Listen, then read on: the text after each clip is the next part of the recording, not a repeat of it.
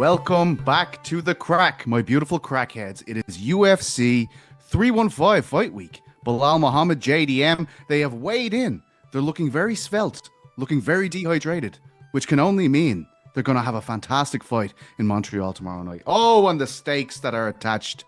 My lord, the stakes. Islam Makhachev is watching this, frothing at the mouth. Will he be a welterweight? Will he be a lightweight? Will he fight Ilia Topuria on International Fight Week? Or will Ilia fight Charles Oliveira? It's all up in the air. Dana confirmed it last night. A lot hinges on this card in Montreal. Some people are saying they don't quite like it. There is some discussion about ticket sales. How many asses are going to be in seats? We're going to talk about all this. We have the beautiful Ben Fowlkes and the wonderful Chuck Mindenhall. They're on the show today. Obviously, we have a lot to get through. There's PFL in Belfast as well this weekend. I will be there.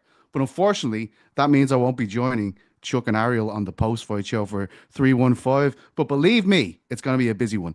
Before we bring the lads in, let us hear from our fantastic partners over at Aiemann.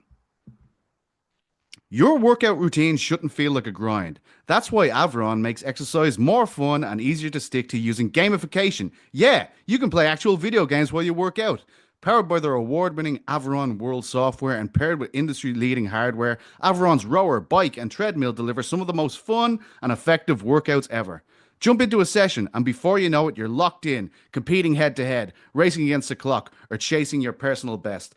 Aieronn's got everything from games and challenges to virtual rides, on-demand classes, and the most streaming options out there. Sweat it out, get competitive, and look forward to your next cardio day. And the Aiemann Victory Treadmill just launched. It's the world's first gamified treadmill, and you get back into fitness for the new year with introductory pricing. Plus, head over to aieronactive.com/uncrowned and get an extra $50 off. Go to AVIRONactive.com/uncrowned to end boring workouts. Fantastic stuff from Aiemann.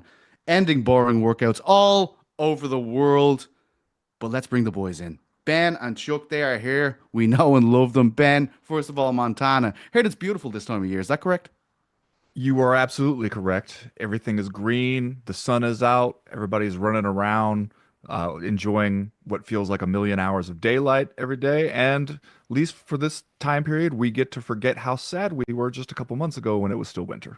What a beautiful, beautiful summer tale there from Ben Fowlkes. Chuck Mindenhall looking very, very happy. His Denver Nuggets still in the playoffs. Don't go that far. Still in the playoffs. I don't know if you caught the last game, Petesy. Didn't see it, man. Didn't see it. Little 43-point drubbing, you know. It's not feeling as good as it did maybe 48 hours ago. But anyway, carry on. I didn't know that, to be honest. That's really thrown me off my rhythm. But the setback only makes way for the comeback, as they say, Chuck. And on that team, we had a bit of an old dramatic scene at the weigh-in today, boys. I don't know if you heard about this. The great Jose Aldo, not going to make bantamweight tomorrow. He weighed in at 143, I believe it was, and Aiemann Zahabi at 142. On here, Jordan, please check that for me. I do not have the numbers in front of me. But here we have a very, very drawn-out Jose Aldo on the left and a mean-mugging Aiemann Zahabi on the right. Lads, first of all, I mean, Jose Aldo, this stage of his career, is anyone shocked that he is finally struggling? I know he did the big, hey, he's making this weight easy. This was his weight class the whole time when he first got there. Anyone worried about this situation, or is this a bit of tactical master plan from the genius from Brazil, Ben Fowlkes? I don't know. It's never a great sign when you said you were going to make this weight and then you can't. That always makes us at least wonder, did he have some kind of training injury that prevented him from doing all the cardio he wanted to do, doing all the stuff that he thought would help him get down to weight? Is his body just not cooperating because he's like 38 and that stuff only gets harder? Let's not forget, he had some times where making featherweight was a little bit tough for him back during his championship reign. I remember that video his team put out once where it showed him struggling to make weight in the hotel room, where he's getting covered, laying there on the floor covered in towels, telling his team, just call them up and tell them I'm not going to make it, man. And they're like, bro, you are the champion. You have to make it. This is not an option. So he struggled at times to make 145. It wouldn't shock me if at his age he's struggling to get down to bantamweight. I will say the savvy veteran move in all this is, if you know you're not going to make bantamweight, don't find out Friday morning on the scales and have everybody looking at you askance and have to scramble then. do it the way Jose Aldo did it. Call him up in the middle of the night, see if your opponent will accept a change of weight class well in advance. And don't kill yourself all night trying to make it if you know you're not going to get there. Go ahead, get it out in the open all at once, well in advance, so you can kind of rehydrate, get back up to a reasonably healthy weight. And it also makes it seem less like a failure somehow and more like almost a plan. Like that's experience right there. Is not like showing up and missing, telling people in advance, yo, I'm not going to make it. I mean, they could have had this plan a week ago. They could have been like, yeah, let's not try too hard, but we'll give him that call. It's a weird thing. You know, you're mentioning this, man. I think when he first went down to bantamweight, one of the biggest concerns was that exact piece of footage you're talking about. Because you were like, man, he barely could make 145. How in the hell is he going to get down to bantamweight? And that first fight that he had, I think the biggest curiosity was, can he make it? And I think most of us were like, this is a ridiculous thing for him to do anyway. Like, if you're going to move, you move up at this point of your career. He somehow made it. This will blow your mind. I had to look this up. He has now fought at bantamweight for 6 years. Jesus. 6 years. That's as long as his featherweight run from the WEC through the UFC. They're equal distance now. Like, he has fought at bantamweight this long. Is that crazy to you? It feels like crazy. It still feels like an experiment to me that he's trying to get down here. And I mean, honestly, this is the first time. I don't recall. Do you recall him having any trouble getting down to 135 on the other fights, 136? Because I feel like this is the first time it's been a glaring, misstep in his direction where he was nowhere close. I can't recall it, but it almost never happens that a guy goes down in weight late in his career and it turns out to be a good idea. Usually it's a case where the weight class move is the fighter's false friend. You think that you're getting a clean slate. You think everything's going to be different. All the weight class was the problem all along.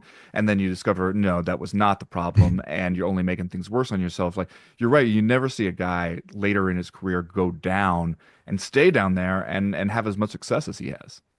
That it was actually the image that Jordan was showing up there just from his first weight cut. And I remember that you speaking about that featherweight cut. Do you remember how worried we were when Ariel did this interview for ESPN? Like, I would cut myself on that man's jawline right there for that, that 135. Look how gaunt fucking Aldo is here. That's 6 years ago, according to Chuck. Was this the first time that him and Zahabi got together in that picture? I'm trying to figure this out here. What am I looking at? Only one man left the room that day, and I think he's doing both presenting and fighting, so it's exceptional. But what do you think of that in general, lads? The idea that he's gone down, and honestly, I know he's had some great nights. He really has had some fantastic performances at bantamweight. But when you look at how he's being matched, it's always against, like, and I know, look, Zahabi is an older guy. He's younger in his career. He's 37. He's the same age as me. He's that old. But he is considered like young in the sport. He's an up and comer, and you constantly feel like they're using Aldo's name to make one of these new guys. Like, it feels like that's every step of the way. Jonathan Martinez, Bautista last time out, Font. He's been through Marab. He's fought everyone. Jan. Is this a weird choice to make this late in your career, Chuck? To be this guy, to be like the fodder essentially for a young gun, even though he has had a lot of victories in those circumstances. It's very unusual. You know, Ariel was talking to Dustin Poirier, and one of the reasons he's like had been contemplating retirement, and then he's like, you know what, man, I'm hanging him up this summer after this last fight with Holloway, is that he comes to the realization, like, I'm still 3 fights away now from a title. I don't know if I want to go through all of that, you know, the camps, be away from my family. It's just kind of like a practical approach to a situation, right? The circumstance. You understand that. We've never quite understood what Aldo's doing. I think when he went down originally, that was the plan. But I think he lost like the first fight or two at bantamweight, even though they were close fights. He went on a little run, then he's lost again. It's kind of been up and down. Now this fight's not even at bantamweight; it's at featherweight. So you're like, from his perspective, you're almost like, well, what does a win get him here? And what is the ultimate plan? If it's the UFC's plan to basically get these guys over, kind of like they did with Gutierrez against Edgar or those types of fights, it hasn't really worked. Like, all those kind of, he's still there enough to kind of disrupt all of that. But then you're like, if it's from Aldo's point of view, you're like, well, what are we trying to accomplish? So I did a column today that should run at some point here about this. And Ben, I don't know if you were in Toronto for UFC 129 when they had all the champions up on stage together, and Aldo was front and center with these guys. And I remember just arguing with like media, like which one of those guys will lose first? Because it was almost inconceivable that any of them would lose. They were that good and Yeah. so far, ahead of their fields at that time. And MMA was just young enough where there's guys who aren't as well put together to come up after them. It was one of those rare moments. And of all those guys, I kind of ran down like what happened to most of them. But then you've got Aldo, who at this juncture of his career, what'd you say, he's 37? He'll be like 38 in September, I think. Fighting these guys who are kind of middle of the pack guys, and you're like, I don't quite know what's happening with all of this, man. But to me, it ends up becoming a little bit of his intrigue, because you're like, what is going on with this guy? Like, what is he trying to accomplish at this point of his career? He's like that picture that you brought up there, Chuck. If I'm not mistaken, when that was taken at 129, I believe you said, wasn't Aldo going through a horrific cut that day, and he had He to was leave the fighting stage Hominick. early? Yes, he was going through that. He was very grumpy. And obviously like that was one of his one of those big moments, right? Because he put the big bump on Hominick's head and all that stuff. But Crazy. yeah, him and GSP, who was the other guy, and then I think that's why they brought him together. Yeah, two of the six, I think. But at the time, man, that just seemed like such a collection of champions. It just felt like it would never get better than that moment, you know? Ben, does this give him? And it could go either way. You can look at this one of two ways. Does this give him a better chance of winning this fight? Like, say it is. Now, it depends on this. Was it the experienced wildcat switcheroo, or was it in fact, I'm dying on these scales and I don't want to fight? Like what? Like, which way are you looking at this? Do you think this gives Aldo a better chance, given that he has fought a 45 a lot, obviously the champion, one of the great 45ers of all time, or is this just worrying in general? Well, a lot depends on the why. Like, if it was an injury that kept him from making the weight, as we've sometimes seen, especially from guys who normally don't miss weight, and a lot of times it'll be a training injury that has hindered their weight cut. And if that's the case, then yeah, your chances don't get better if you go into the fight hurt. But if it was just his body's not quite cooperating because he's 38, he'll be 39 in September according to Wikipedia, then that might be a different thing, especially if you recognize early enough, I'm not going to make it. Let's not bring ourselves to the brink of death in order to try to make it, and allow you to kind of go in heavier. Because we've seen a lot of times where the guy who doesn't make the weight tends to do pretty well in the fight because he tends to come in with a little bit of an advantage. Just he did not deplete himself all the way to get there. And I don't know. I think he is in such a weird place in his career at this point because the UFC kind of knows one thing to do with guys like Jose Aldo, where he is now, where they're of a certain age, they have a name, they're a former champ, but you don't necessarily see them being a future champ. And so the thing the UFC knows to do with those guys is use them to get some shine to rub off their name onto another guy who is going to be around, a guy who's younger, who has more tomorrows than he does yesterdays. That's what they typically do. And they tried to do it with Jose Aldo some, except the problem is he can still show up and win a lot of these fights because he's still really, really good. And yet, what kind of fights can you put him in if he's not out here talking about, like, I'm going to do one or two more and I'm hanging him up? He's out there looking like he might fight until he's 45 if you let him. And he's still commanding probably pretty good pay. You don't want to just put him in nothing kind of fights. You want them to be valuable for you, the promoter, somehow. And yet you also don't see a future where he's charging up the ranks. You already kind of gave him those opportunities and he couldn't quite get there at bantamweight. And so it seems like we're just sort of in a holding pattern and nobody knows quite what to do with him because a lot of the fans are looking at him like, hey, this is still Jose Aldo. I still know who this is. And you're treating his fights like they are just some fights.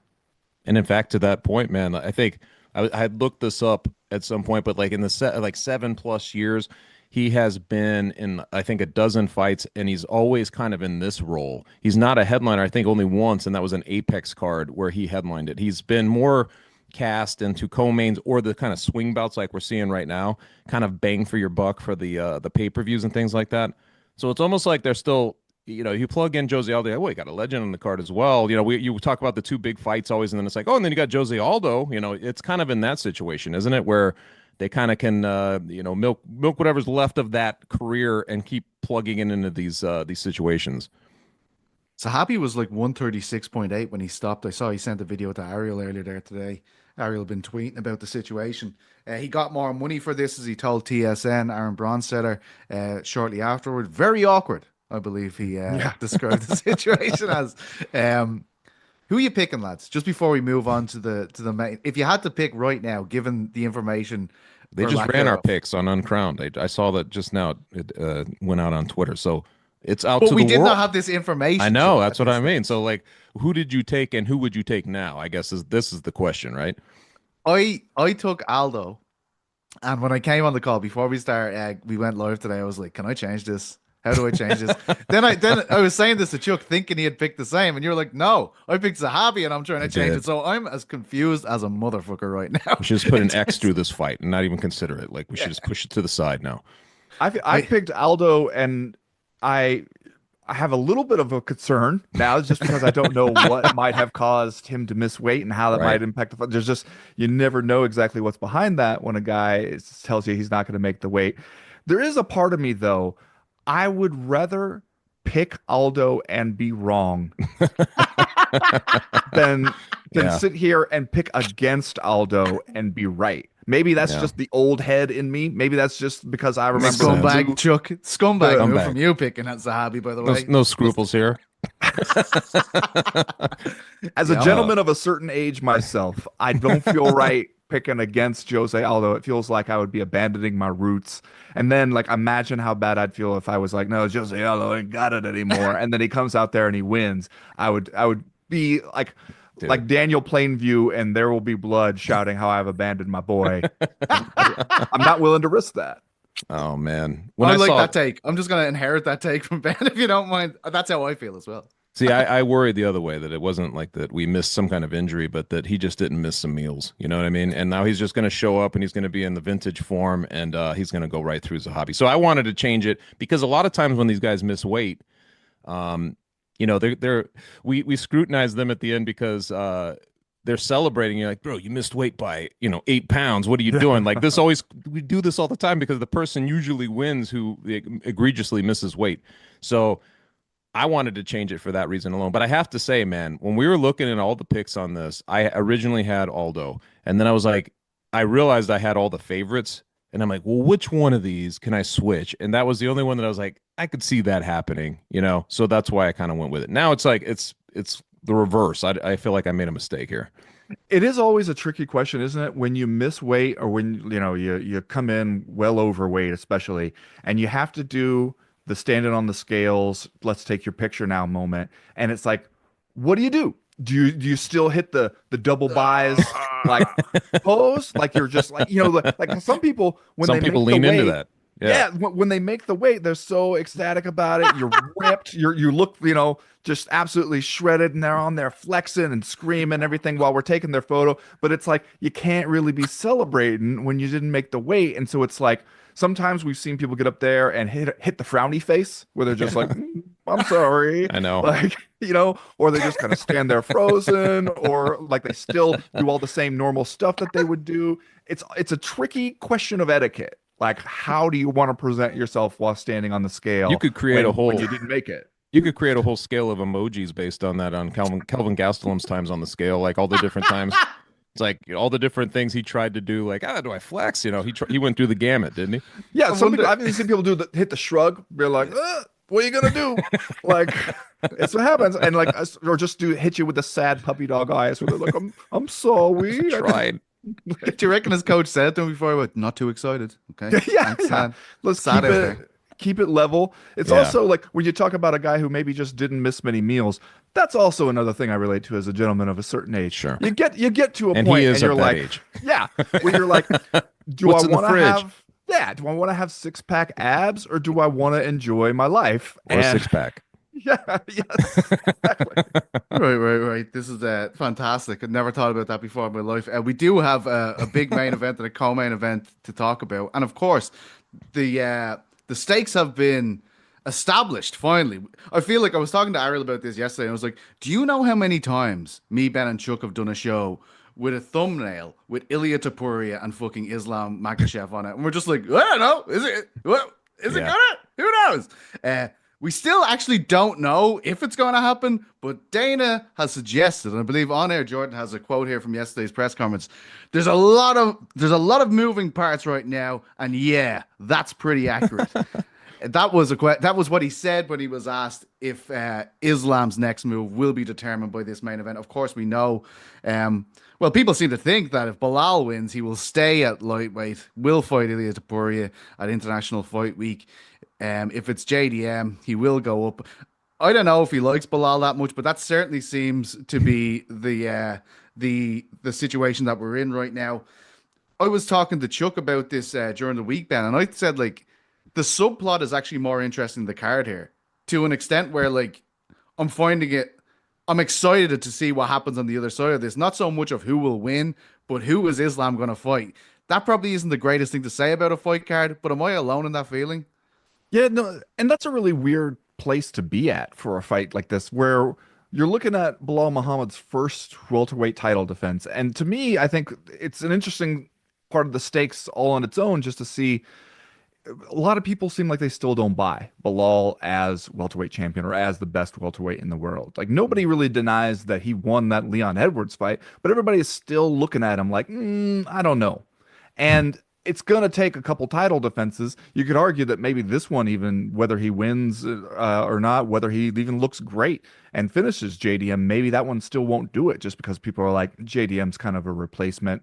This is one of the rare fights where Bilal opens and closes as a favorite. It hasn't been that way since he fought Demian Maia, I think.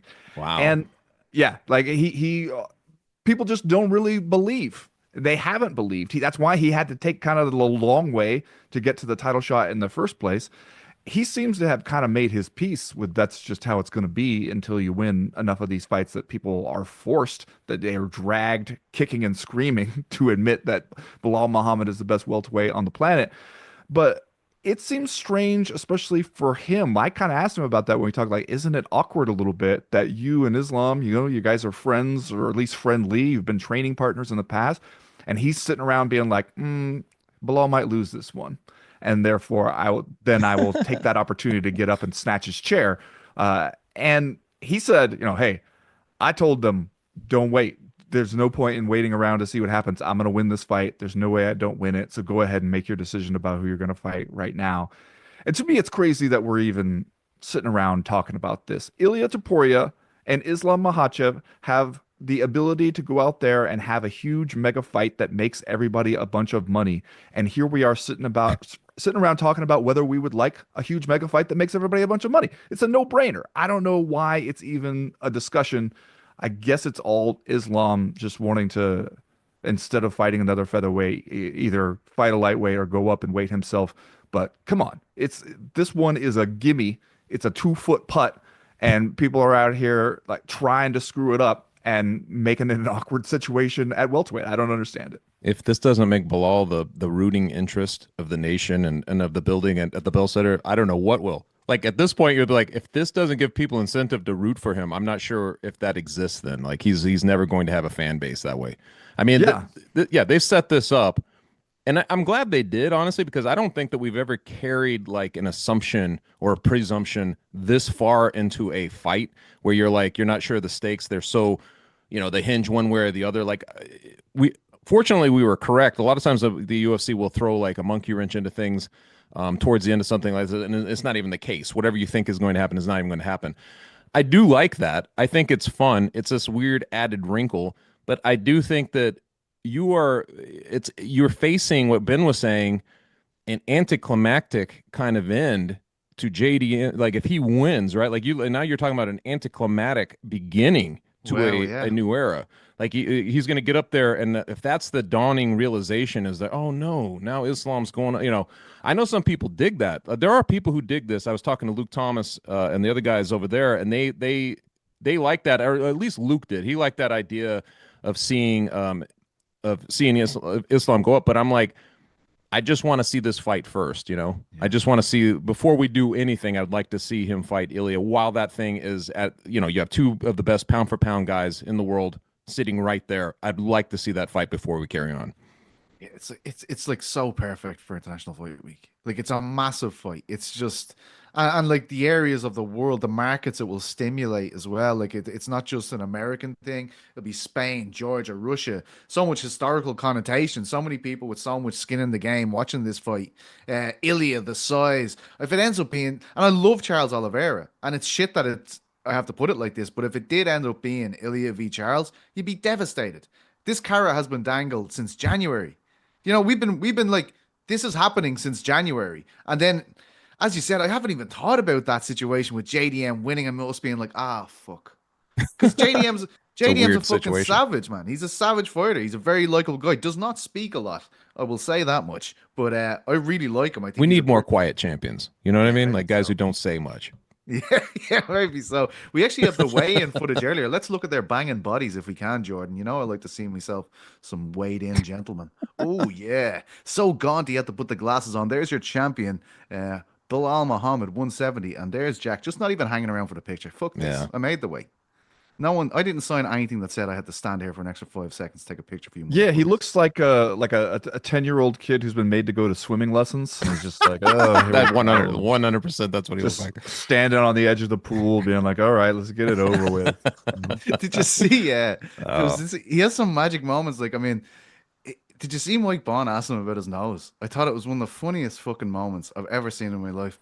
Bond's like trying to have a bit of crack with him, and he probably just gets it a bit wrong. You know, he's like, "Oh yeah, you're gonna get that nose fixed.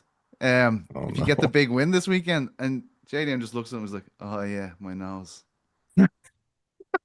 Yeah, And I was like, "Holy I mean, shit!" I'm sure it's been brought to his attention Yeah. before that his nose looks like it is trying to smell a pie baking in the other room. I have one of them as well. I can't say shit. My nose looks around corners too. But Oh, also, I've known enough fighters who had messed up noses, Yeah. and they'll tell you, you go to the doctor and you're just like, can you fix this? And the doctor's like, well, are you going to continue to maybe get punched in it? Because if so, there's really no point to fix, like, wait Yep. until you're done, fix it then. And until then, at least when you're going through Ugh. customs and you tell them you're here because you're a professional fighter and you're fighting at an event this weekend, they don't have a hard time believing you. They look at that Oh. nose and they're like, yep, that's a professional fighter.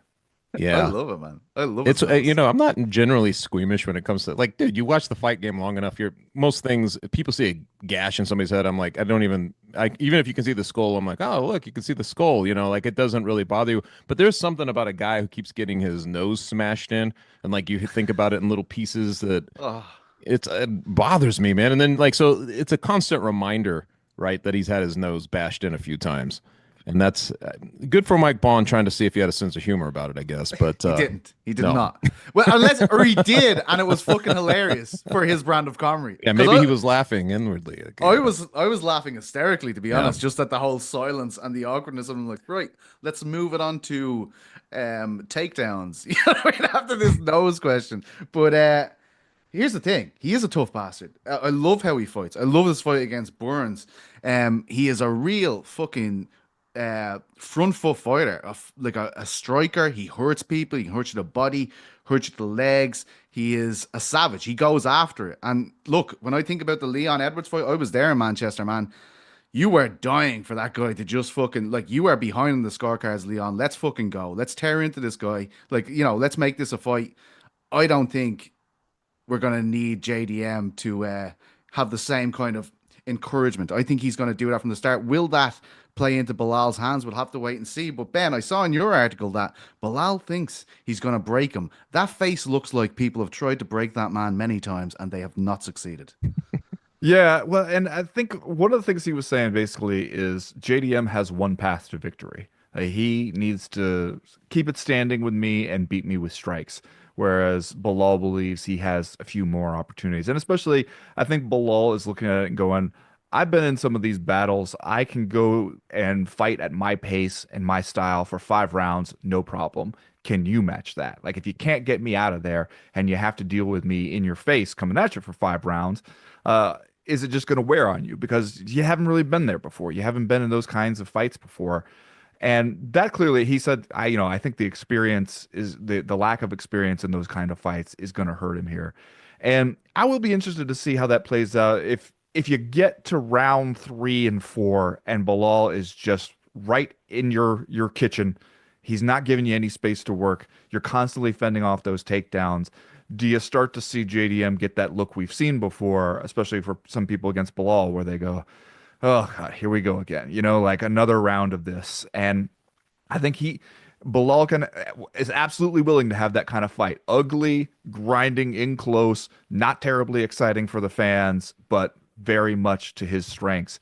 And you got to find some way to create some space if you're JDM and not get into that battle. Because we've seen before, you spend your entire time stopping the other guy from doing what he wants to do. You don't get enough of an opportunity to do the stuff you want to do. And if you do have to go to a decision that way, it's tough to win on the scorecards. You don't think we're going to see those Canelo hands that he's been talking about? Like he's going to stand there from range and trade? Not going to see I do that? not. I Do you not mention Canelo hands to you during this interview? He did not say the phrase Canelo hands. Yeah. I think I would remember it if he had. I also think I would have had a hard time keeping a straight face if he had.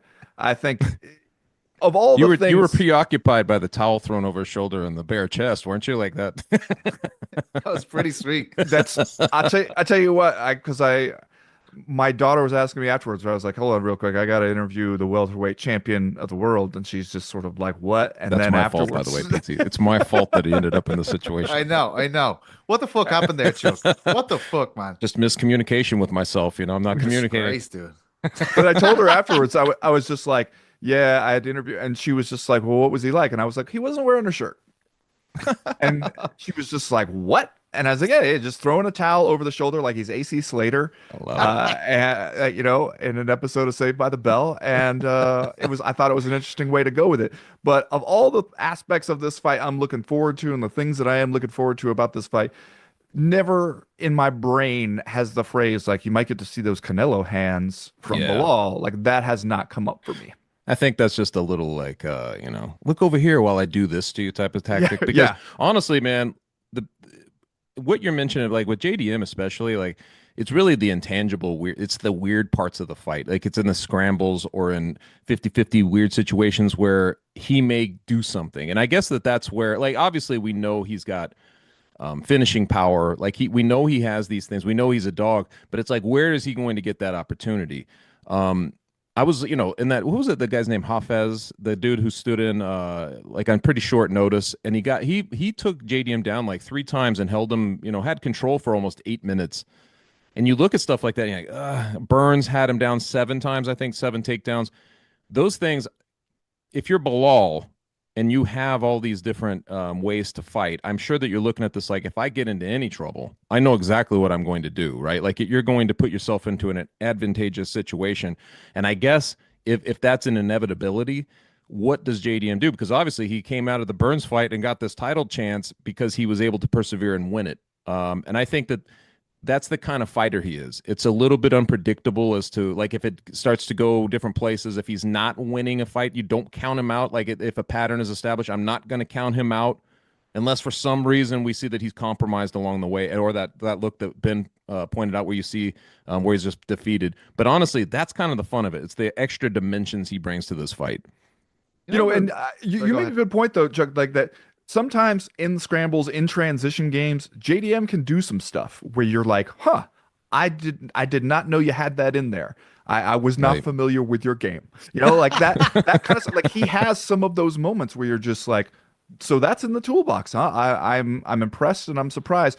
But then it seems like part of what comes with that is that sometimes he will do stuff where you're just like, did you make that up right now? Because there's a reason that people don't do that, like, so there's both sides to that, to his game, but that does make him a little bit unpredictable and a little bit tough to gauge for Bilal, who's just like, you can't necessarily rely on, I'm going to do this, he's going to do this, and then I'm going to go to my counter.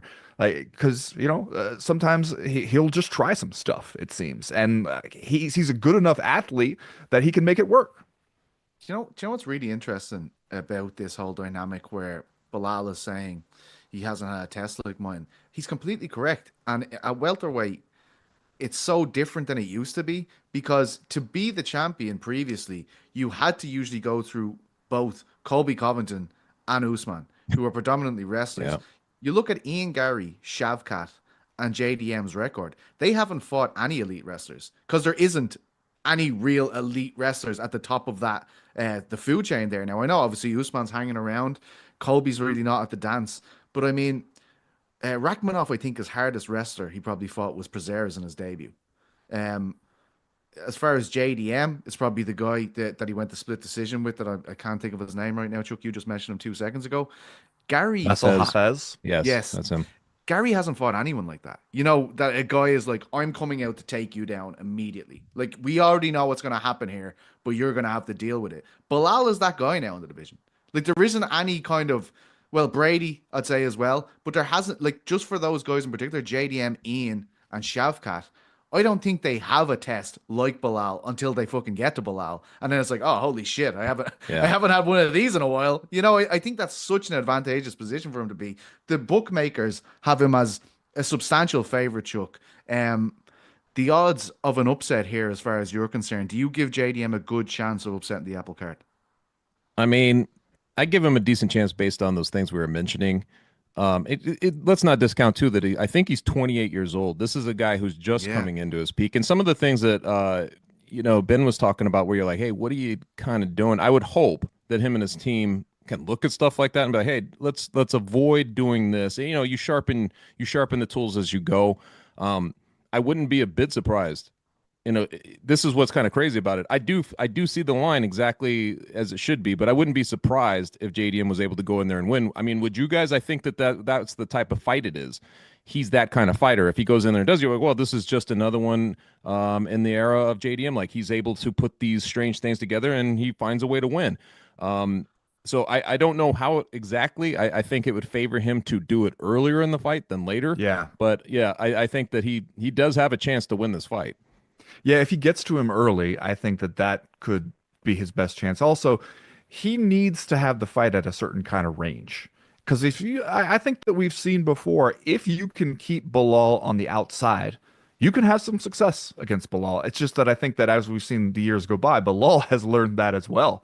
And he is not going to let you keep him there. And so that's where his aggression, his pace, his forward movement really help him a lot.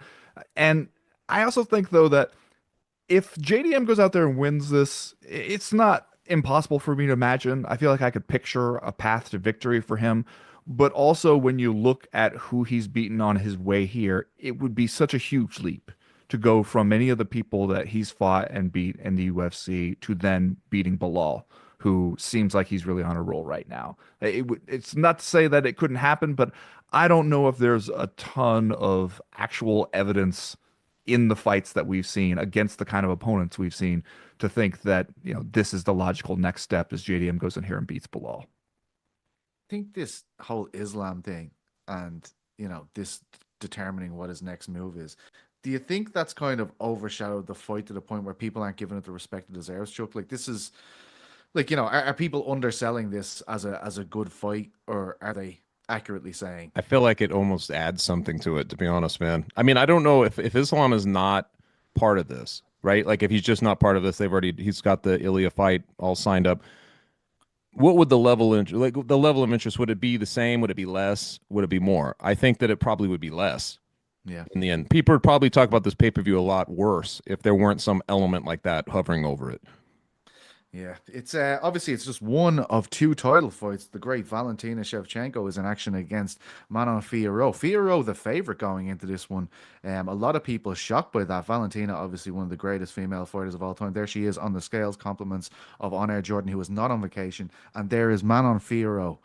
Look at that. She is doing the snarly tooth face right there, Ben, as you referenced earlier. It's a power move on the scales. You undersell the women on the thing, but when the men are up there, you're like, look at this specimen right here. Well, that's my prerogative. But Chuck, you talked to Manon. She seems like a really nice person. Every time I see her being interviewed, like, seems so cool. Like, she always has, like, really cool clobber on. Like, she's always, like, she says the right things. A lot is being lost, of course, with French being her first language. Not in Canada though. But what do you think? How do you think she feels about this being the favorite against one of the greatest legends of sport ever seen? She looks like she's from Montana. She's always got, like, the snowboarding gear on and stuff like that. Ben knows. He's seen that type of thing. I get it. Yeah. But I think she feels like, she told me that she was a little surprised. And have you guys ever talked to Manon? Like, have you No. interviewed her. I mean, obviously, there's a lot lost in translation or not said, and she doesn't really give you a lot. I got that impression reading your story that she doesn't give you a lot. There wasn't a lot of quotes in there, She Jerry. doesn't give you a lot to work with, and a lot of it is just kind of rehashing what she just said. So, there's going to be a weird dynamic there. But I think that on that particular question, she basically was saying like, I am surprised because she was implying that, you know, the lines are based on the public perception and the way that people see it and want to bet it. And I think that she thinks that maybe she's not as exposed, right, as Valentina, who's had this long celebrated career. So she was on those levels, but she's like, if you just look at the last 3 fights we both had, I'm clearly more dominant than she has been. And I'm like, well, that is also true. So I think that she understands that. She's a bit surprised that the public would see it that way. But if you really look at it, I believe that that line is correct. And I'd say this because I think she's had 7 fights in the UFC. She's lost exactly 2 rounds. And that was, one of them was to Rose Namajunas, and one of them was to Chikagian. That's it. The rest of the time, she's either dominant. She had a couple of finishes early, and what she did to Erin Blanchfield, I keep mentioning this because it was, to me, it was quietly one of the biggest, most impressive things that happened last year. To go into somebody's backyard, which was showcase. It was a showcase moment for Erin Blanchfield. They were trying to get her ready for a title fight, having it in New Jersey. To go in there and just shut down all of that, all of the festivities, and make it about her. That was a very, very, it was like 50-45 across the scorecards. It was a very, very a big moment for her. So I think the line is accurate. I think that she's the one to beat in this fight. Well, the part about the line that I wondered was how much of that is people being really hot on Manon Furio, and how much of it is people saying Valentina has fallen off, and think either because of what they've actually seen from her, or because they look at her age and the miles on the tires and think this is where she should be falling off. 37, right? Yeah, this is about the time. And especially as long as she's been at or near the top, having these 5-round fights, grinding out, being very active, isn't this where we should start to see a decline? And when you look at some of her recent fights, you know, there was that time where she was an incredibly dominant and scary champion in the division, and she hasn't been that for a while. You know, she started to look a little more mortal, where it was just like, okay, here you go into one where we're expecting you to have another runaway title defense, and you just squeak by with a split decision.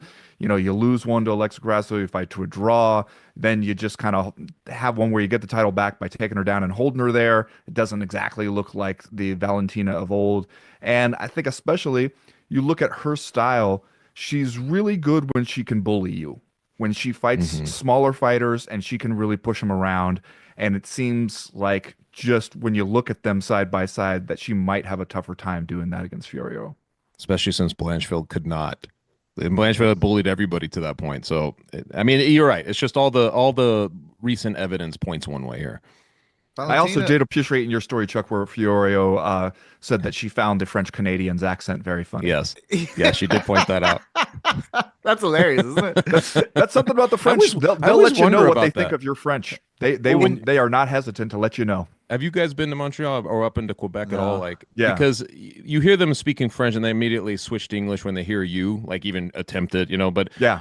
But I always wonder, I'm like, so what happens if it's a Frenchman? Is it like, are these like bumpkins or something? Like the French come over and they're like, who are these people? You know, I always wonder about that. I just respect them for being able to do it so seamlessly, because you walk into a McDonald's in Montreal and they greet you by saying bonjour, hi.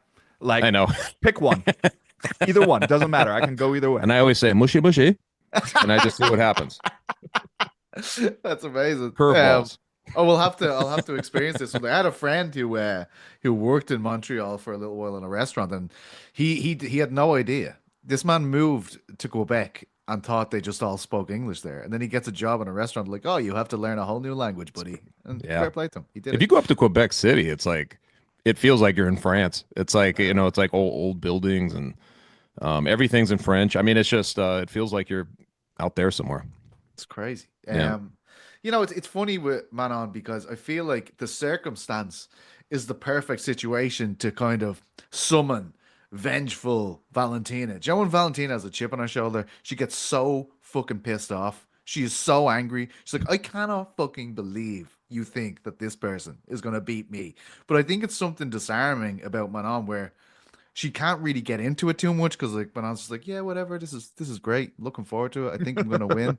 She's not giving it enough zeal. She's not like, you, Valentina, you're shit. I'm quality. You are gonna get fucked up on Saturday night. She wants something coming back. I can't tell that there is a lot of net between them, but I just can't get that same. I don't feel as though it's the same Valentina we've seen previously. And honestly, I feel sorry for her because there's so much talk about a potential fight with Zhang here. And Zhang is unbelievable. And Valentina is obviously unbelievable. And of course, we have seen Valentina go up and it not work out well. And she'll tell you she was robbed. Very, very close fight with Amanda Nunes. But it feels like she's finally getting that opportunity to, like, look at me beating another champion. Of course, it would be Zhang coming up this time. But here comes Manon Fiorot. But because it almost never works. Whenever we have these scenarios, it feels like we never get to that, right? Like that type of person always loses in this spot.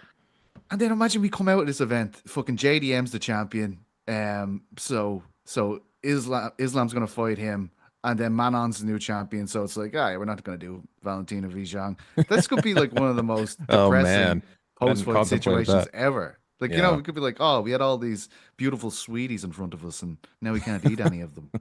Well, I mean, the lesson that I think that fight promoters have learned over and over again and need to remember is when you have an opportunity to make big fights, make them. Yeah. Don't think about how you'll make them 6 months from now after a couple things fall into place. Make them now.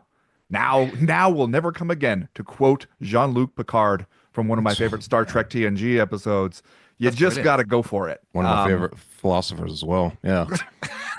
That is a great fucking line, though. I've never heard that before. It is true. Holy shit. It's true. It applies to the guy that you're going to talk to. I know it's not quite right time for the segue, but this is a Paul Hughes thing too, right? Like if you can't get the Nurmagomedov thing, it's like now you're rolling the dice. Yeah, we will discuss Paul Hughes and the big Belfast party that no one in America seems to know is happening, but we will talk about that. There's a lot going on in America. There is a lot. There's a lot going on. There is. You got congratulations on the Pope, lads. You won. Congratulations. Thanks. Yeah, no, we all feel that as a very deeply personal victory for us in America. I was thinking, I was gonna text Ben as soon as I got the news because I was telling him that I was in the running for the papacy there just the other day. I don't think he believed me though. I was seriously in the last 5-6 guys they were looking at. Lads, that is a good movie though, isn't it, Ben? I saw you talking about best movie of 2024, and I was delighted when I saw a local news interview with the new Pope's brother where they were like, what have you guys been texting about and talking about? And he was like, well, I asked him if he'd seen the movie Conclave so that he would know how to act. Ralph Fiennes is fantastic. Everybody should go watch it now. I mean, now would be the perfect time. Yo, my mom and dad went to see it like the day the Pope was being announced, like just to get that game mode on. You know, like, oh, I'm fucking buzzing for the new Pope now. Fucking saw Conclave. And nothing will make you feel like you can talk about it like you're an expert, like having seen one film about it, where it's kind of like what happens every year during the Olympics, where it's just like, you know, you watch 15 minutes of ski jumping and next thing you know, you're like, oh no, there's no way they're going to medal with an effort. Like, you know, you become all knowledgeable about it because you watch them vape their way through the 2024 film Conclave. Oh, well, shout out Leo. Where is he? New Jersey? Chicago? Where's he from? Chicago. Windy City, baby. Haven't tried one of your pizzas. Looking forward to it, Mr. Pope. Ticket sales, lads, moving seamlessly to another subject. Yes, it's a hell of a segue. There's been a lot of talk about the lack of ticket sold. Apparently, it's picked up in the last few days. On air, George, do you have the seat map? Oh, there it is. Now, apparently, the colorful ones there means they have not been sold. I don't know if this is the latest version. Is this the latest version on air, Jordan? This is as of this morning, according to the great on air Jordan. A lot of good seats available. Yeah, from the look of things. Yeah, what's the cheapest on there? Can you tell? I don't even know, man. I'd say they just fucking hand them to you. If you just walk up the down and say, I'm thinking about it, you'll just give them to you. Just go, please. Well, see, this is the thing, though. Like, I don't know really what you expect, especially the way the UFC has been pricing some of these events, where you are asking people to pay several $100s just to get in the door for a bad seat, for an objectively bad view. Post-pandemic, though, they've been able to get by with this, right? They have. They've been able to get by with it so many places. And this is the thing I think that people maybe aren't really connecting the dots on, is that when the UFC is continuing to kind of rah-rah everybody about like, hey, new venue record for live gate. It's not because they found a way to put more seats in. It's because they're charging you more money than anybody else who come to the venue has done in the past. And they're getting people to pay for it, but there's got to be a limit somewhere out there. And I think that it's a combination between finding that limit and finding the limit for that market at this time with this effort. Because you look at the fight card and you're like, with what did you hope to entice people from Montreal to come in there and see it? Because basically you're just saying to them, there is a UFC event. It's a pay-per-view event. It's a big one. It's a UFC event. There's not anything really on here that plays to local interest very hard. So Aiemann Zahabi is just dressing on this, right? Like he's... Well, there's no GSP anymore. We know that. You know, you're not blowing the roof off of the Bell Center anymore like he did. It's true.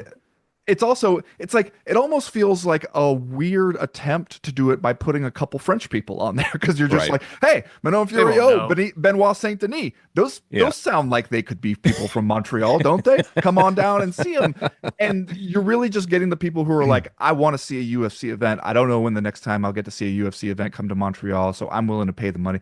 But I heard from several people who were just, who live in the area who were like, I would have gone if it wasn't $300 a seat.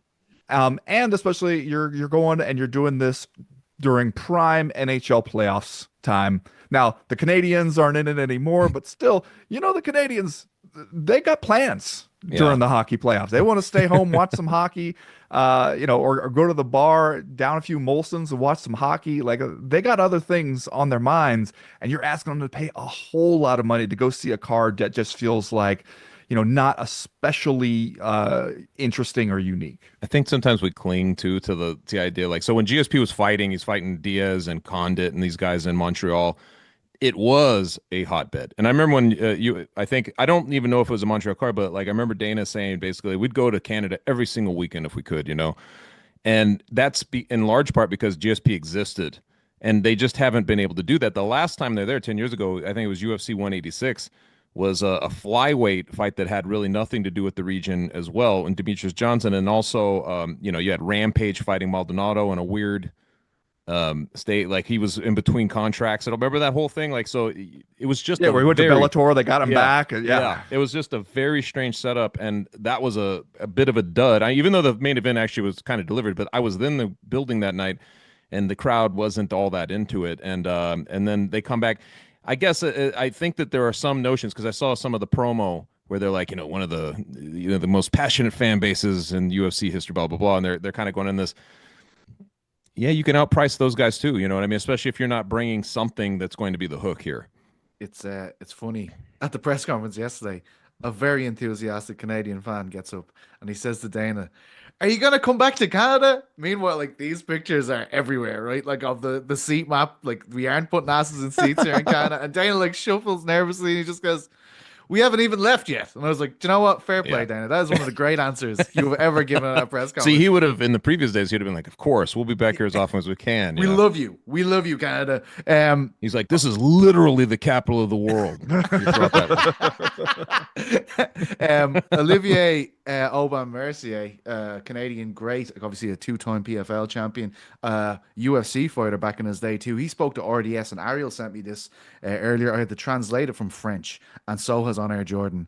This is the quote. "It's a disaster. Not many tickets are being sold. The good tickets were like $700. It's a little ridiculous. It's not the best of cards." I think that is very fair for him to say. He said, "It's as if the UFC is repeating the same mistake. I think they'll panic and give away tickets. That's what they did 10 years ago. I feel sorry for those who bought tickets at high prices. It's possible that tickets will be given away." He's saying it's the UFC's strategy that it is a little weird to set the prices so high. The good tickets were like $700. Sorry, we already got that one. Yeah. Is this a case of the UFC being too greedy, or do you think it's a sign that like they could take this and say, right, we need to change the situation, Ben? Well, I think it'll take a lot for them to back off of ticket prices. I don't think it'll take one event. I think that they might chalk that one up to just like, that was that market on that day for that fight card. But I do think there has to be a point that you can't push it any further. You have to reach the limits of what people will pay to go to some of these events. And it seems like TKO Group Holdings LLC is determined to find that limit. You don't find it until you have some of these events where you realize people aren't buying these tickets, that it's too much, and then you can bring it back down. But they seem like they are determined to discover that limit. And it very much seems like of a piece of where the parent company is right now in terms of how it views the UFC, that there's not a whole lot of focus on how do we make this more fun, more exciting, how do we build more stars and create more excitement around the UFC. Right now they seem to be in like, how do we squeeze every last drop out of this dish towel? Like they've got MMA fans by the ankles. They've turned us upside down and they're shaking us until all the coins have fallen out of the pockets. And so like that's what it's going to take, is for them to realize like, okay, we've hit the ceiling on this and have to come back down to earth. Correct me if I mean, I don't know the answer to this, but like they had been on a streak, and I know Ariel would probably have this information right away, but like they had been on a streak of sold out events. Has that already been snapped, like outside of Apex events, or would this be the one? Well, don't you think they're probably still, no matter what happens, we're going to claim it's a sellout? Like that's true. I guess that is true. I think legally you have to be in a parameter, but it's never sold out. Like I think you're legally allowed to say it if you're like 8% off. Do you know what I mean? You're able to be like, we sold it out, guys. Because I can remember even London, that was a gate record, and people were sending me empty seats. As the event's on, like, look here, there's a whole row of seats here empty. I mean, it was expensive for Iowa, like in the fight night. They were just in Miami. Because I went out there for that fighting or saying, I just kind of looked. I'm definitely going to be out there before the fights, but just to see, and the tickets were going for a lot of money, man, a lot of money, and that one sold out. I guess it's worked. I feel like this is the first time we've actually had this conversation in a long time where you're like, wow, look at all these seats available. Fair play to the Canadians. Fucking stick it to the man. They don't mind. They don't want saying. And America loves them. I don't know why they would. This is just. Where's this coming from? I mean, you imagine you're going to go out to the bars, you're going to watch some NHL playoff action, and now you have $700 in your pocket that you didn't spend to go see Belal Muhammad and JDM in a UFC main event. You can have a good time in Canada with $700. Yeah, that's a whole weekend, man. That's a whole weekend of fucking good times in Canada. Let me tell you. Yeah, if GSP take you around, man, he knows the spots. I don't think 700 is going to get you that.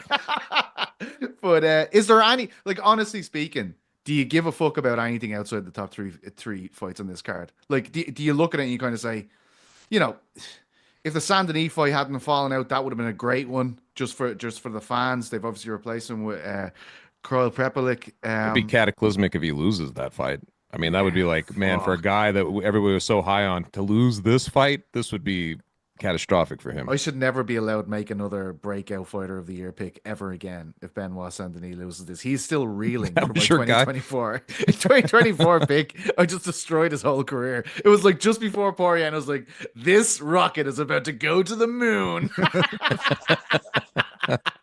Fuck's sake.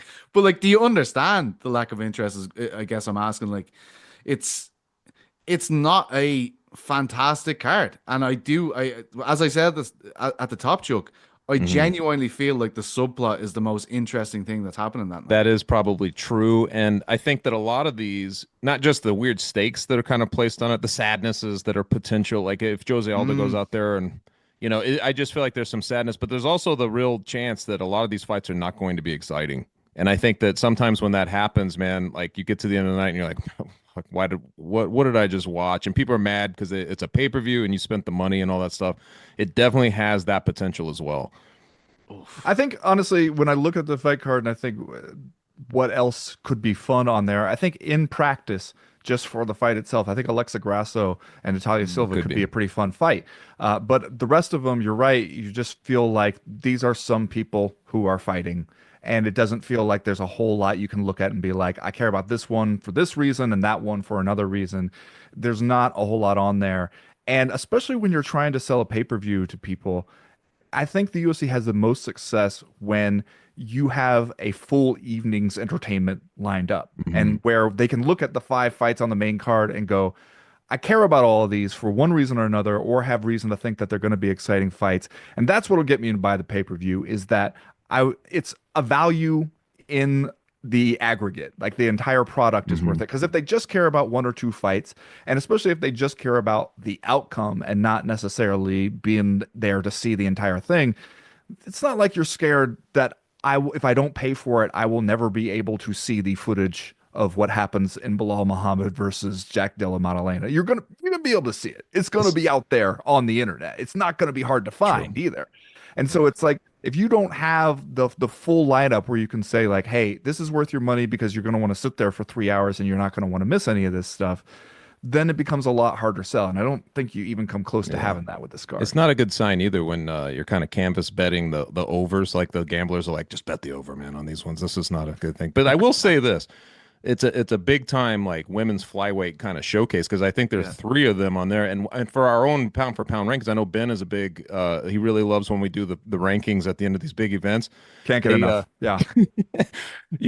I think 3 of them are in our top 10, so it's like we're going to have some shuffling in that sense for sure come Monday, and I know that Bilal is on there too, so you have a lot of the pound for pound top people competing. So from that aspect, hey, this is a big card. Yeah, well, it's not the only big card happening this weekend, guys. Here we go. Up in Belfast, the big news is home for the first time since his very early career. I actually saw him make his pro debut in this arena, famous boxing arena, the Odyssey. Has some other name on it, SSE something or other. But it is a very famous boxing venue. Northern Ireland, Belfast particularly, a real fighting town. Paul Hughes is having a bit of a showcase bout here against Bruno Miranda. I believe we saw that beautiful man on the scales. And yes, I did think he was going to take off his pants when I saw the OnlyFans logo there on the bottom. He does not. Fear not. Do not look away. Look at this fucking tank from Derry. Holy Jesus. I mean, look, he's saying right there, he's saying, no way, not in my home, not in my fucking home. That's what he said there when he's on the scales. Wow, it's amazing how you can do the accent to make fun of Irish people, and you already have the accent. No, that's a Northern Irish. No, you said you're going to Belfast for this one, right? You made it sound, you're like, I'm going all the way to Belfast, and I was like, what is it, a 2-hour drive? Like, it's a 3-hour drive, okay, man? It's a serious fucking commute. Let me tell you, he's fighting Bruno Miranda. So when Paul went to lightweight, the whole talk was like, geez, he's too small to be lightweight. Bruno Miranda is a good 5 inches shorter than Paul Hughes, which will definitely bode well in Paul's favor. He's a massive favorite, of course. But I tell you, the thing that is interesting about this fight for me as an Irish guy is it feels like ever since that McGregor thing happened with Hughes, where he was like, you're not Irish, you're from Derry, you're from up there seaward. And that kind of stimulated all these Irish people to be like, hang on a fucking second, dude. What the fuck did you just say, McGregor? And it made a massive moment, the Usman fight, which turned a lot of people onto Hughes. It made it so much bigger. Because obviously we know McGregor, very polarizing guy here. A guy who's running for the president of Ireland, saying a man from Derry is not Irish is one of the craziest fucking moves I've ever seen in my life. But all these people came out and supported him. And now this is homecoming moment. I saw Mick Connon there, former amateur world champion, a great professional in his own right. And he was like, if Paul Hughes fights here, it's going to change how everyone feels about MMA in Northern Ireland. There is a festival all day long in tandem with the show. Wow. So like the big news crew are like his own promotion crew, and they've rented a whole town square, the Common Market in Belfast. It starts at 3 p.m. and it goes all the way through the night. And then his after party is there as well. He sold tickets for it. It's all going to children's mental health. The guy is just it's just a pleasure to cover this guy. Do you know, like he doesn't put a foot wrong. It goes so effortless for him. He's obviously sounds like the polar opposite to Conor McGregor, to be honest. Oh, you're saying that joke, not me. I mean, I don't know who said that, but it also sounds like you're trying to set him up for an epic fall, right? You're going out here talking about like, oh, he's such a huge favorite. He's so much bigger than the guy. We're already selling tickets to the after party. Like, are you new here? That is true. PT, tread lightly. That's the MMA gods. New here. He was talking like this about Irishman? Mans Burnell. He was talking about Mans Burnell this way not long ago. You just got done saying what you did to Benoit Saint Denis, and now you're doing the same thing. He's to Paul fearless. Hughes. He's fearless. It is the first time in about 10 years that a likable Irishman has been fighting at home. So I mean, it's very exciting. If I'm joking, of if course. for whatever reason Conor McGregor was cage side for this fight and they panned to him and showed him on the big screen, what would that reaction be? Dude, I don't think he's safe up north anymore. Like the people like there was a lot of fighting up there in case you didn't know. Yeah. Good 800 years worth, and then to say to the people like I don't think you're Irish. That is a fucking wild move. I wouldn't say that shit. Paul's had to talk about it so much as well in the lead up to the fight. He did an interview with me. Obviously, we put that out last 2 weeks ago, and then he did another one with Carl Frampton, like a boxing legend from Belfast. And Carl Frampton like immediately is like, "What about that McGregor? What about what he said about us?" And just like, Imagine if they stopped during the show they had McGregor walk out with like Tucker Carlson, Tucker Kid Carlson. Rock. They just it'd be like pro wrestling, wouldn't it? It would be like the kind of response that would be. That would be brilliant. Man, I would not felt be my- surprised if the security office at the arena has Conor McGregor's picture on the wall. Like, do not let this man in the building. Man, Oh. that Tucker Carlson thing. I've never Yeah. felt my brain melt inside myself. And I was watching something like that. It's crazy. I live here and they're like, "It's amazing that you're at war." And I'm like, "What? Shit. When did that happen? What the fuck is going on?" Fucking A, man. It's absolutely mental. Well, But, not to mention that he seems to be making the argument like these immigrants should not be allowed to come here and commit some of the crimes I have committed here and elsewhere. you commit a crime, get out. I Okay? commit enough crime for all of Yeah. us. Now you stay out. If that's the case, he is not welcome back in New York or New Jersey, it seems. Oh well, dude, it's kind of calmed down. I haven't heard a lot of talk about that at all recently. There was a big like anti-immigration march, and he did like an online video before, and it was like well attended by people, I guess. But he wasn't. I thought he was kind of plant himself as like one of the key figures there, and I don't think they've kind of accepted him in that role just yet. We'll have to wait and see what happens there. Co-main event of this card, Lewis McGrillen, one of the great prospects fighting out of the UK. He is part of that Magic team, Manchester top team. Lewis McGrillen's teammate. He's a really, really, really fantastic knockout artist. Young He's dude fighting- too, right? Like very young. Yeah, and aggressive as fuck. Like, John, when it's just this isn't putting on. Like, this guy is just angry as fuck, and he KOs people with one shot, and he's 135er. He's fighting a legend of the Northern Irish scene, and Alan Philpott, who's been living in Australia. He's coming home to fight here. Must be a crazy feeling for him, like coming home against a guy that like everybody knows, everybody's buzzing about, and you're like, Al, get in there, Alan. Like, try and show this kid's what's for. He has fought nearly 40 times though, Philpott, so it should be good. I hope people get to see this. I know that PFL are not in a good phase. We might touch on the cancelled French event now just in a second, but I hope that this can be for Paul Hughes what it was for Doumbé. Like, let people see how much he means to the people here. I don't think it serves much of a purpose otherwise. Like, I do think Bruno Miranda is a tricky fight in that he just throws haymakers. Like, this guy is just coming in to take your fucking head off. That is his game plan. It's like he's like Pride Vanderlei Silva if he sucked down to 155. You know, he is a little berserker.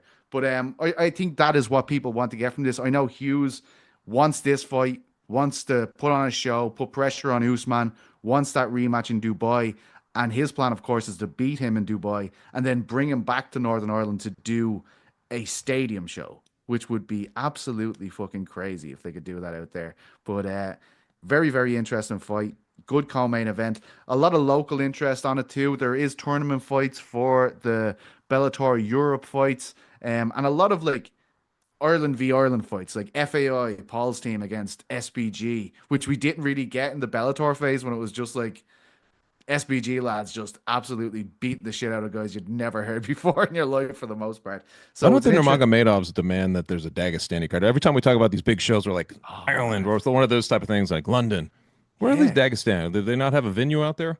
PFL Dagestan would be fucking class. Like if they could do that, like it would be so Yeah. cool. Like to give you a kind of taste.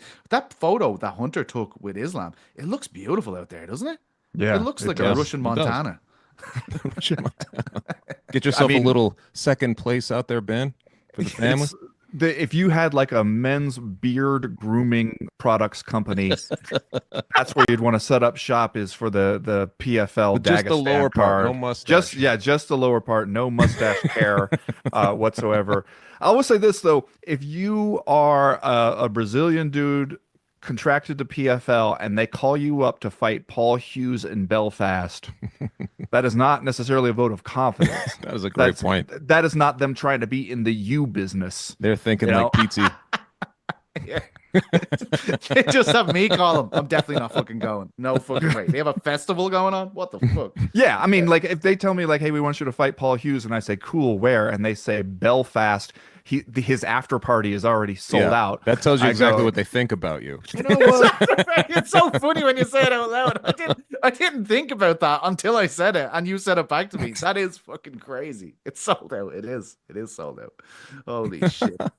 Have you ever been? I remember back in the days when a lot of UFC fighters, you know, their after parties in Vegas would be a big deal. Everybody had like a contract with like a All the different time. place, like a nightclub. And Miss I those remember days, once man.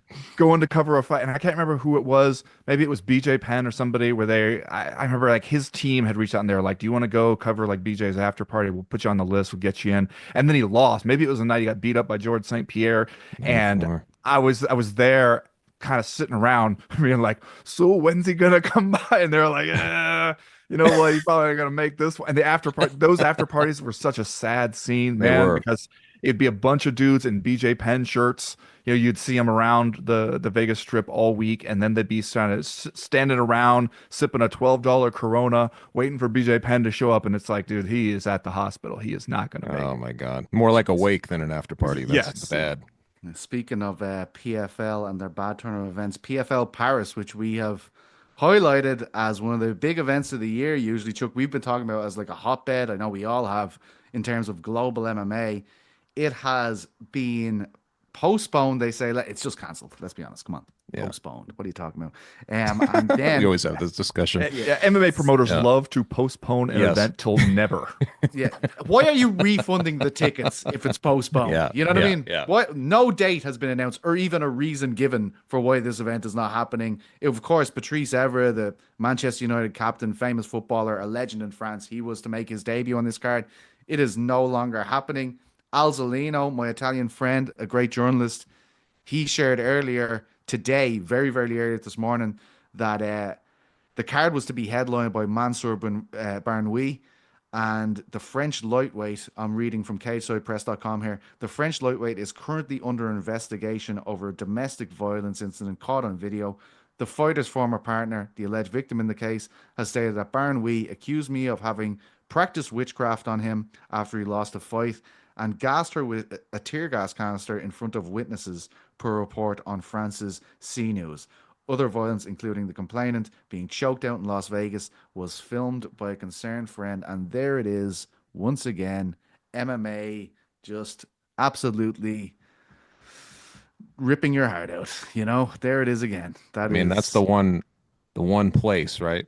Like that I felt like they kind of, if they're going to the Paris, those are electric events, and I don't even know what to say, man. That's just it's such a blow. I think that there's like I think that every time that right after they announced this, the same day, I believe Don Davis was on Twitter saying like, we're growing the sport, we're investing in the sport now. And I'm always like, my God, man, can't you wait like a cooling period of like, 24, 48 hours before you post something like that? Because it just feels so tone deaf when the whole, when the fight world is basically bad mouthing your product for canceling the one hotbed that you go to and you kind of own right now. Yeah, it's crazy, dude. It's crazy. Obviously, I've said this many times on the show. People won't be shocked. Having been there for like it was sold out, like 20,000 people there to see Doumbé. To think that we're postponing events, come on, we're canceling events so soon after that is crazy to me. We'll always have Cape Town though. The road to Dubai goes through Cape Town. And we We're got all some buzzing. big fights. Yeah. And we are all fucking buzzing for that one. Lads, I have a bit of a surprise for you here at the end. Oh boy. New York Rick got in touch and it's finally been made. You're not going to believe it. It's Okay. happened while we're on the show. Jordan, bring up the image. That's right. Team Jones v Team Diaz on the Russian version of Tough. It's the one you asked for, guys. The one that all the Jones fans have been waiting for. That's correct. He is coaching a team versus Nate Diaz, who is also coaching a team on the Russian version of Tough. Reaction, Ben. That's a big, big story, mate. What? First of all, there's a Russian version of Tough. You need to follow Red Corner MMA on Instagram, dude. There is a fight every 3 fucking seconds in Russian Tough. It's just, all it is like a montage of lads beating the shit out of each other in a sitting room. I don't actually know what the contest is. What they are training them for, I have no idea. All the fights seem to happen in the sitting room, but this is huge news. It's the news, the John Jones news that everyone's been waiting for, Chuck.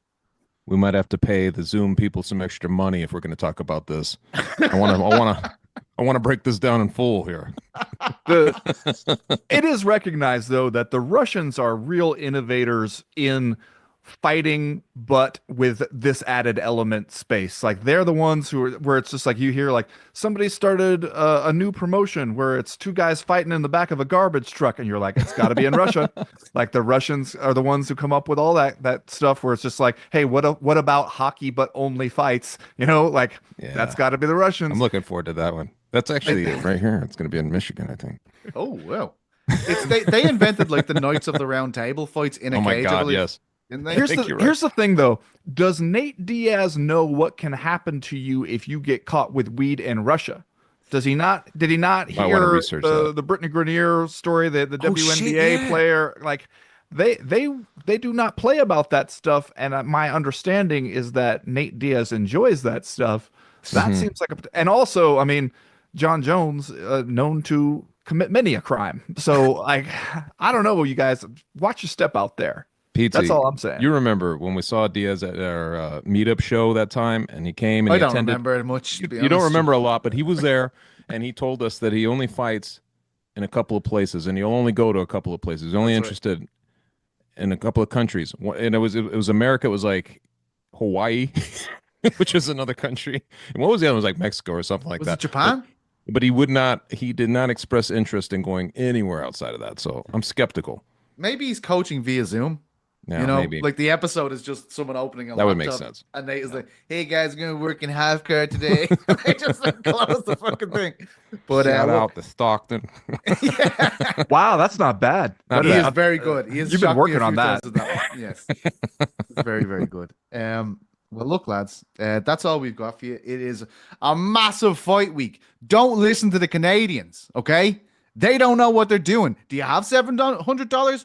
Get over to Montreal. You're going to miss history, baby. We're going to find out if Islam v. Ilia is going to happen on Saturday night, and there's 2 title fights, okay? That is a big deal. Oh, and if you don't want to do that, how about you just crank up the old DAZN there on Saturday and stick on Paul Hughes in a fight that he cannot lose. Please, Paul, don't fucking lose. He's after saying it. If it happens, I don't think I can come back to work, but we will have you covered. The lads are doing their watch along tomorrow. Ariel and Chuck will be there for the post show. I'll be doing some serious journalist work around the city of Belfast that night. I would love to be enjoying myself on the post fight show, but there's some serious stories to be wrote, I think. Sounds like someone's taking a vacation. It is not a vacation. It is work. Okay. I'm going to cover the fights. If I'm not there, how are the Americans going to know how great Paul Hughes is? That's what I want to know, Jordan. If a few Guinnesses find their way into your system, what can you do? You know what I mean? I expect you to do like a Hunter S. Thompson style, like immersive journalistic experience. And I want to know the scene live from Paul Hughes's after party while you're rolling on mescaline. Yeah. Trying to get in touch with your lawyer. Won't be touching the after party if we don't get that win, though. Don't think that will be a happy place to be. But listen, I hope you are all in a happy place. I hope you have enjoyed the crack, my beautiful crackheads. We love you. Wasn't it lovely to have On Air Jordan back just for a week? I mean, he's probably headed off again next week. You know how he goes. But Ben, Chuck, fantastic as always. Stay on Uncrowned. Get all the brilliant articles of the best writers in the world. I will see you on Monday on the Ariel Helwani show. Don't forget that the lads are going to be doing their watch along tomorrow. The boys in the back. Ariel and Chuck will be here for the post-fight show. We love you very much. Enjoy UFC 315. I've been Petesy Carroll. They've been Ben Fowlkes and Chuck Mindenhall. He's been On Air Jordan. Thank you to Oscar Losef. We love yous. Have a great weekend. Mwah.